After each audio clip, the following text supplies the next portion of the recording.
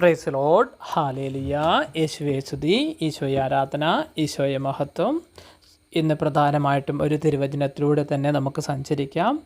സുഭാഷിതങ്ങൾ 3-ാം അധ്യായം 27-ാം തിരുവചനം. നിനക്ക് ചെയ്യാൻ കഴിവുള്ള നന്മ അത് ലഭിക്കാൻ അർഹതയുള്ളവർക്ക് നിഷേധിക്കരുത്. മീൻസ് അതിനർത്ഥം നമ്മുടെ ജീവിതത്തിൽ, നമ്മൾ നിത്യജീവിതത്തിൽ ഒരുപാട് ആളുകളെ നമ്മൾ സമൂഹത്തിൽ കാണുന്നുണ്ട്. തീർച്ചയായിട്ടും നിങ്ങളും ഞാനും ഏത് രാജ്യത്താണെങ്കിലും നമ്മൾക്ക് ഒരുപാട് വ്യക്തികളെ നമ്മൾ കാണുന്നുണ്ട്. അതിൽ അർഹതയുള്ള, നമുക്ക് ദാനം ചെയ്യാൻ, നന്മ ചെയ്യാൻ അർഹതയുള്ള വ്യക്തികളെ നമ്മൾ കണ്ടെത്തി ചെയ്യുന്ന നന്മയാണ് യഥാർത്ഥ സുവിശേഷ വേല. മീൻസ് നമുക്കിപ്പോൾ എല്ലാവർക്കും ചില കാര്യങ്ങൾ ചോദിക്കും, എന്താ ഇങ്ങനെ, എന്താ അങ്ങനെ. തീർച്ചയായിട്ടും നമ്മൾ ചില കാര്യങ്ങൾ മറ്റുള്ളവരെ പഠിപ്പിക്കേണ്ടതുണ്ട്. പഠിപ്പിക്കുമ്പോൾ 100-ൽ ഒരാളെങ്കിലും അത് ചെയ്യാനുള്ള മനസ്സ് കാണിക്കും. ഇതാണ് ഇതിൻ്റെ യാഥാർത്ഥ്യം. എൻ്റെ ജീവിതത്തിൽ ഞാൻ ഈ ശുശ്രൂഷ ചെയ്യാൻ കാരണമുണ്ട്. കാരണം പല മേഖലകൾ സഞ്ചരിക്കുമ്പോൾ ഒരുപാട് ആളുകളെ എനിക്ക് മനസ്സിലാക്കാൻ സാധിച്ചിട്ടുണ്ട്. ഒരുപാട് പ്രയാസം, ബുദ്ധിമുട്ടും, രോഗം, ദുരന്തം, ദാരിദ്ര്യം, കഷ്ടപ്പാട്.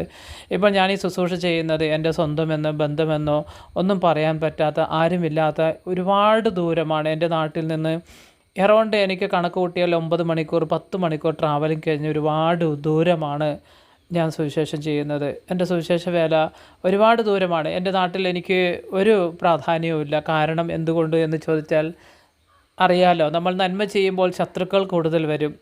എന്ത് നല്ല കാര്യം ചെയ്യുമ്പോഴും ശത്രുക്കൾ കൂടെ ഉണ്ടാകും. പക്ഷേ ദൂരമാണെങ്കിൽ തീർച്ചയായിട്ടും നമുക്ക് അവിടെ ഒരു പ്രാധാന്യം ഉണ്ട് എന്ന് എനിക്ക് മനസ്സിലാക്കാൻ സാധിച്ചു. അതിലൂടെയാണ് ഒരുപാട് വ്യക്തികളെ ദൈവം ഒരുക്കി തരാറുണ്ട്. അതിലൂടെ എല്ലാം കൂട്ടി യോജിപ്പിച്ചിട്ടാണ് ഓരോ കാര്യങ്ങൾ ചെയ്യുന്നത്. ഒരു മാസം എറൗണ്ട് ഒരു 140, 150, 160ഓളം പേർക്ക് നമുക്ക് പല കാര്യങ്ങളായിട്ട് വീതിച്ചു കൊടുക്കാൻ സാധിച്ചിട്ടുണ്ട്.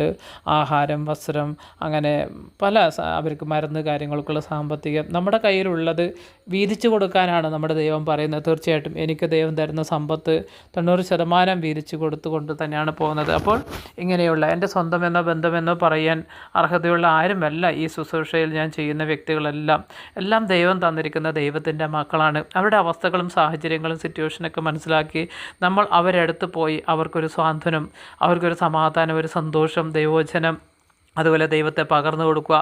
നമ്മൾ ദൈവവചനം മാത്രം മനുഷ്യർക്ക് കൊടുത്താൽ മാത്രം പോരാ. അവർക്ക് ഒരു നേരത്തെ ആഹാരം, അല്ലെങ്കിൽ ഒന്ന് ഉടുപ്പ് മാറ്റുവാനുള്ള വസ്ത്രം, വെള്ളം, നമ്മളെ കൊണ്ട് പറ്റുന്ന സഹായങ്ങൾ നമ്മൾ ചെയ്യുമ്പോഴാണ് ദൈവവചനത്തിൻ്റെ പൂർണ്ണത നമുക്ക് ലഭിക്കുന്നത്. യേശുവേ ആരാധന, യേശുവേ സ്തുതി, ഈശോയെ മഹത്വം. എല്ലാ മക്കളെയും ദൈവം അനുഗ്രഹിക്കട്ടെ. നിങ്ങളുടെ എല്ലാ ആവശ്യങ്ങളും തമ്പുരാൻ കർത്താവ് നടത്തി തരാൻ വേണ്ടി പ്രാർത്ഥിക്കുന്നു. യേശുവേ ആരാധന, യേശുവേ സ്തുതി.